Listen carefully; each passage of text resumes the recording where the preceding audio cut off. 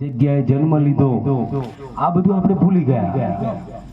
અને ભૂલી જવાથી આપણને એવું ભાન થઈ ગયું કે હું બકરું છું ભાઈ સિંહ શું નહીં કારણ કે આપણા જીવનમાં બધું આવું ને આવું ચાલે છે એક કઈ લાઈન હરખી નહીં આવી એક કઈ લાઈન હરખી નહીં પાછા ભજનમાં આવીને આવવાનું જો આવતા હું ઘેર રહેજો બાપુ કશું કોમ જ નહીં ભજનમાં હારા ભજન કરવું હોય ને સજ્જન થવું પડે તમારે હોમુકો મોંઘરી કરે એટલે તમારું ભજન નહીં ભક્તિ નહીં એટલે ભક્તિ કરવી હોય ને ભજન કરવું હોય તો આપણે સાવચેત રહીને કરવાની જરૂર છે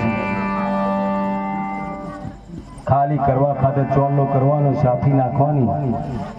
અને ફરવાનું એને ભગત કહેવાય ખરો ના આવે હો એની રહેણી પણ સારી હોવી જોઈએ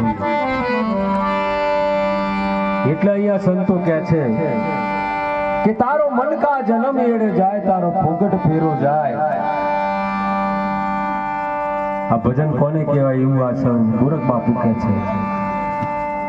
કે તે તો નોમ ના જોણી રોમનું આ રોમનું નોમ કયું છે રોમ રોમ કહે છે એ કૃષ્ણ કૃષ્ણ કહે છે એ કયું નોમની વાત કરીએ એમણે તો એવી વાત કે ઉગતા સૂરજ આથમવાના અને ખીલ્યા છો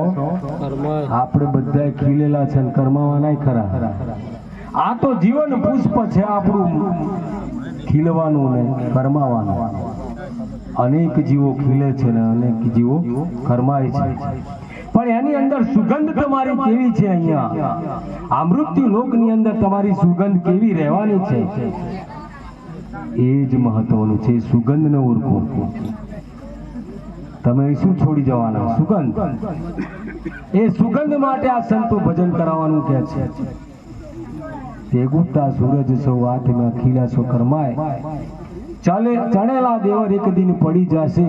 ત્યારે આ જીવની શી ગતિ થશે કેટલી બધી સંતો સચોટ વાતો કરે છે અને આ વાતોને વાગોલવા આપણે આ ભજન કાયમ માટે કરતા રહ્યા છે પણ આપણામાં કશું ફેરફાર ના થાય તો ખરેખર ભજનમાં આવવાની જરૂર નહીં આ મંડળ વાળાને કોપી હો ભજન મંડળ વાળાને મારે ખાસ ટપકો દેવાનો આવું કરવું હોય તો આવવાનું જ નહીં મને તમારી જોડે 100 રૂપિયાની લાલચ નથી 5 પૈસાની લાલચુડો ગુરુ તમને એવું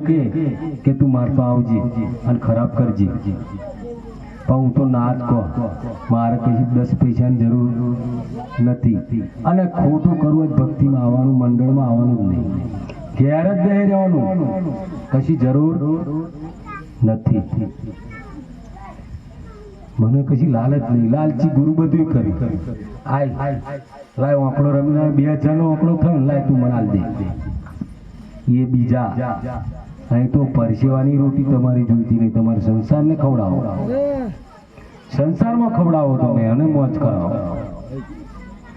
એટલે કહેવાનું મને થોડો ઠપકો દઉં છું ભજન મંડળ વાળા પણ એ સાચો છે અને તમને લાગે તો આવવાની જરૂર જ નહીં હું તો ના જ કહો જેમ ચોટે છે ને જે વસ્તુ હમણાં એક જગ્યાએ ભજન કર્યું હતું કે આ બોગેડા પાડવે શું થવાનું ત્યાં કોકને ચોટ લાગ્યો તમારે શું લાગે મને શું છે જેને ચોટ કોને લાગે એ કરતો હોય એને લાગે હું અવરું કરતો હોય એનું કોઈ સત્સંગમાં દ્વારા બોલાયું તો મને ચોટ લાગે ને બીજા લાગે પણ કરતો